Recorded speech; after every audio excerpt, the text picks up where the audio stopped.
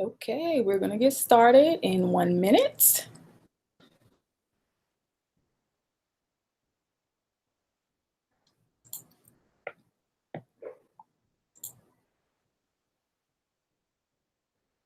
One minute and we will get started.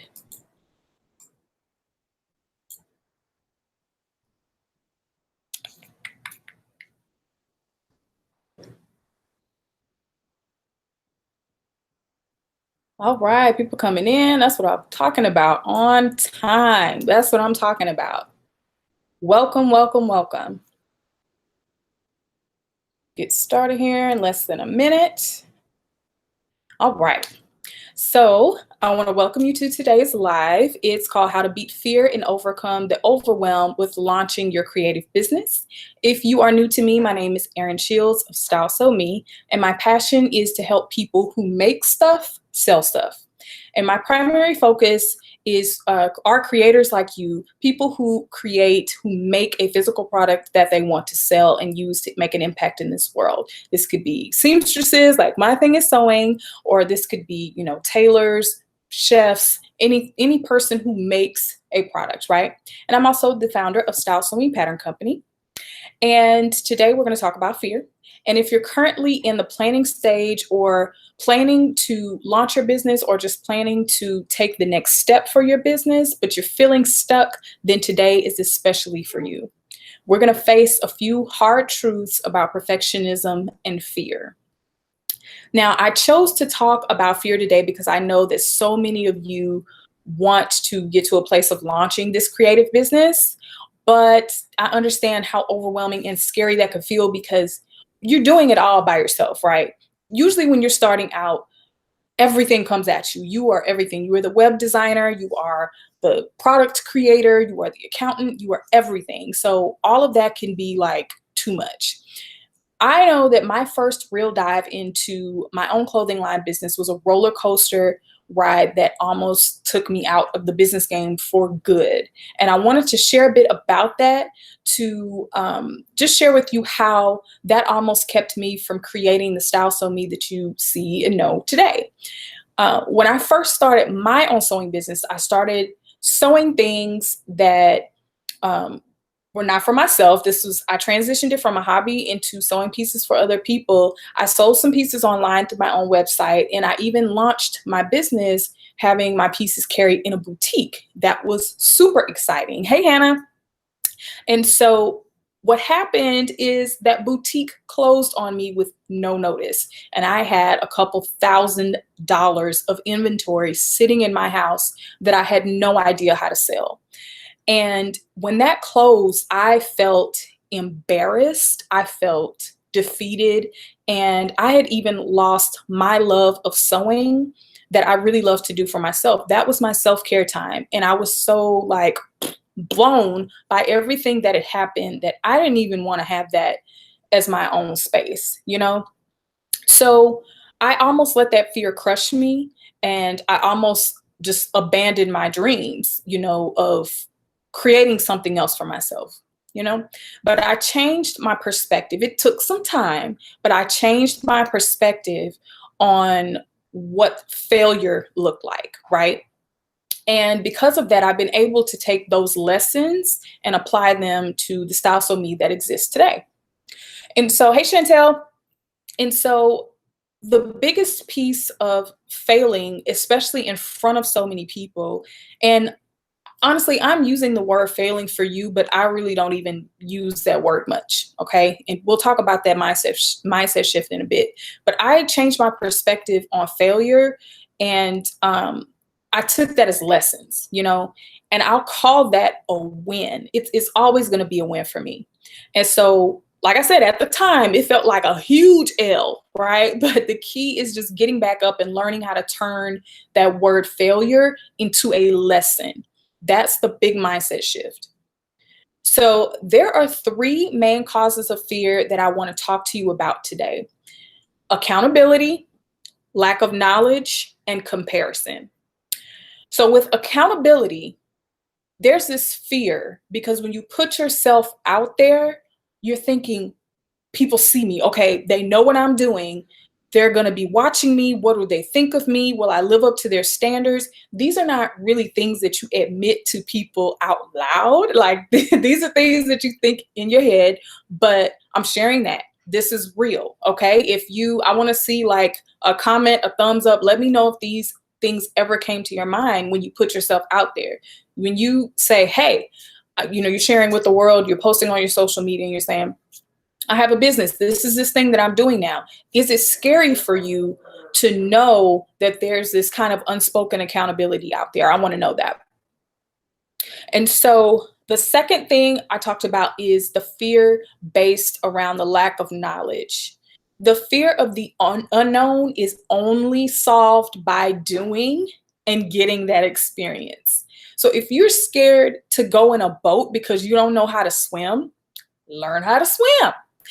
So that you can experience that boat ride without the fear. Hey, Viola. Hey, Monette.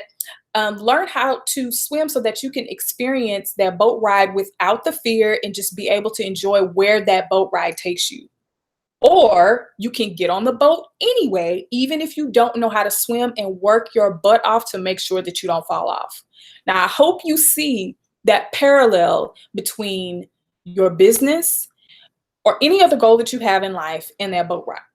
Either if you want this thing, learn how to go get it. And if you aren't willing to or able to learn everything at that moment, then just get on and figure it out as you go. But do the work. Either way, you got to do the work. So the third main cause of fear is comparison, especially with social media, right? So we look at others and we try to compare our current situation to their current situation. But sometimes we have to be reminded, we have to remind ourselves that social media is only this much of that person's actual life. So we're comparing ourselves in our full circumstance to someone's snapshot. And don't cheat yourself like that, okay? And when we get to that place of comparison and we're feeling like, you know what, this person's doing this, there's no way I'm going to be able to do that. I can't live up to what they're doing. I can't even touch what they're doing. And we start to just feel, we just kind of beat ourselves up, right? And you can kind of take yourself out of the game before you ever really get started. So accountability, the lack of knowledge, and comparison hold us back from achieving our goals because it makes us feel inadequate. It makes us second guess ourselves, and it drains us of our confidence and our motivation, right? But the dreams of feeling and knowing that you can do better never leave you. You just bring on this constant prison almost of what you think is your current circumstance, but you can do better. You're just not sure how to break free of that, right? You're literally at war with yourself every single day. You might wake up, excuse me, with that feeling of regret. You might scroll through social media and you're thinking, I can do that, but I just need to figure out what my launching point is. Chantel, awesome. June 1st, I'm going to hold you to that, okay? Monette, there's also that fear of success and how to top your last great project. Yep, you're almost in comparison or competition with yourself, right? So how do we get here? How did we get here? How do we get to this point of letting these multiple things just kind of keep us in this box of fear? Perfectionism. This is where I'm talking about perfectionism. We think that we have to get it right all of the time, and that's just impossible. It's not going to happen, right? We have a lack of confidence. We want to, but we got some things in here that makes us feel like we can't. And a lack of knowledge. A lack of knowledge is directly related to a lack of confidence. If you know better, then you feel able to do those things, correct? And right back again to comparison. Comparison it's the symptom and the disease, right? We find ourselves inspired and motivated by others, but then when we cross that threshold, we enter into a space of comparison. I'm putting myself up against this person when you don't even know, right? This person could be at their business for 10 years. And just because you've run across them this past year, you try to put yourself up against them, and this person has been grinding for years, right? So use people as a source of inspiration, but balance that out, right? You have to kind of leave your mark there and say, I'm inspired. I see what this person is doing. It's motivating me, but I'm not going to compare myself. Okay. Here's the nitty gritty. Sometimes, a lot of times, we tell ourselves white lies to justify our lack of action. I do it all the time. Let me tell you, we have to get real with these white lies and we've got to blow past it. Okay. I've had some of these same conversations with myself. I've had them with my own coach, and I know that it can be uncomfortable, but I have seen incredible breakthroughs with this. And this is why I wanted to put that in your face as well. Okay. So some of the white lies that we are good at telling is, I need a well thought business plan. Okay. How many times have you said that? I need to be more organized, or I'm not experienced enough. I need to have more skills and learn how to do things better. And you're thinking, Erin, are those white lies or those truths? Let's talk about that. So I want to know from you. Let me know in the comments. What are some of the things that you tell yourself? Don't be shy. Listen, I promise you are not going to be the only person that thinks this. Hannah says, I think I compare way too much. It's so easy to do. It's so easy to do. When you have all of this input coming in, especially from the internet, it's so easy to do. And then you might feel salty. You might feel angry at yourself, but you're still not taking action. And yes, absolutely, it absolutely does drain you. So we place these roadblocks in front of ourselves, but yet we can't seem to hop over them. Okay. And we're going to get to that. All right. So I want to know from you, how long have you been sitting on a plan for your next level? Has it been a few months? Has it been a few years? How long has it been? How long have you been sitting with these things? Yes, Maria says, I don't sew or cut fast enough. It's so true.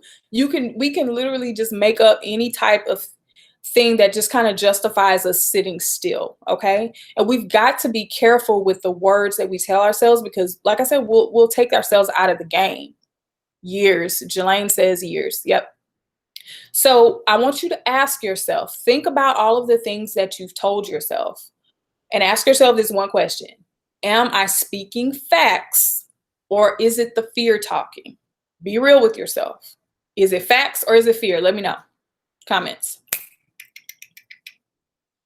And the truth is that everything that I have just said earlier can be changed. All the organization, the experience, all of this can be changed. But you got to do the work, beloved. I wish I could do an Iyanla Vanzant impression, because this is like cute. Just think of her voice. You got to do the work, beloved. All right. So feeling the need to have everything in place will cause you to never get started. And that's why it's been years. Someone just commented, it's been 10 years since they've sat on there. They've been thinking about this idea that they haven't taken action on. And so I wanted to tell you this. There are 0 people living on this planet who have not made a mistake. 0. Everybody has made mistakes. And a lack of knowledge about something is almost not even a factor when the internet is at your fingertips. So you start Googling, you start connecting with people, you build relationships, and you start executing on the information that you have. If you have bought courses, if you have bought books, read those books, take those courses, okay? Start skipping happy hour, turn off your phone, stop scrolling through Facebook for 2 hours a day, and get to work, okay? If you have to, let that fear motivate you to put in that work to remove those doubts, okay? For me, I'm motivated by regret. And this, like, what? That's weird. I don't like that feeling of regret. And so I try to live each day so that I don't regret anything tomorrow. So like exercise, this is something that I am slowly making a part of my daily activities. And I've been doing really well with that for the past 30 days, because I don't like the feeling that I have when I skip out on a workout when I know that I should have done it. Or I don't like the feeling that I have when I just eat a whole box of candy, which I did last night. And then I wake up in the morning and my stomach hurts. So I try to take action. I'm not perfect. I get it wrong. Like I said, I had some candy yesterday, but I woke up today. I ate good all day and I did my exercise before I came on this live because I don't want to feel that feeling that I felt yesterday. So whatever you have to do, find that motivation within yourself to start taking action, okay? And the more action you take, the more confident that you'll feel, okay? Because action always overcomes that overwhelm, okay?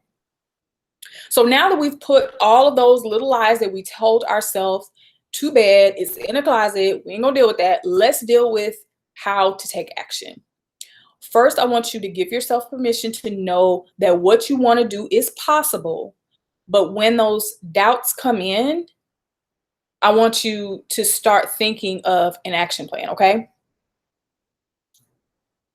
So I got 3 steps for you to take to help you get clear and move that cloud of fear and overwhelm so that you can move forward in launching your actual business, okay? I hear this a lot. Organization. Get organized by prioritizing what activities will put money on the table the fastest for you. This will help you focus on like all the things that you have. What are the few things that will help you get income into your bank account, into your business the fastest? Those main 3 things are going to be creating your products, launching your website. Y'all know how I feel. If you're new to me, I feel like it is inexcusable it's 2018. You should have a website, point blank, period. So create your products, launch your website, and promote your business. Those are the 3 main things you want to focus on. Everything else can wait, okay? Because there's going to be enough work for you to do just doing that. The second thing you need to do is set some specific and measurable goals to help you get there. So, example, website. A goal is I will research and choose an online store website platform for my business by Sunday at 8 p.m. That is specific. Not, oh, I'm going to look and I'm going to see what they have out there. I'll just kind of look and see what's going on. That's not specific enough. What action are you taking to reach your goals? If you feel overwhelmed, focus on that one thing. I will research and choose an online store website platform for my business by this date. Okay. That means in that example, your entire weekend will be focused on learning, comparing, selecting, and signing up for an online store. So when Sunday rolls around, you have completed something huge. You have had progress. So imagine if you did that, if you put your head down and you check something off of your list as big as selecting your website platform for your online store, how would you feel?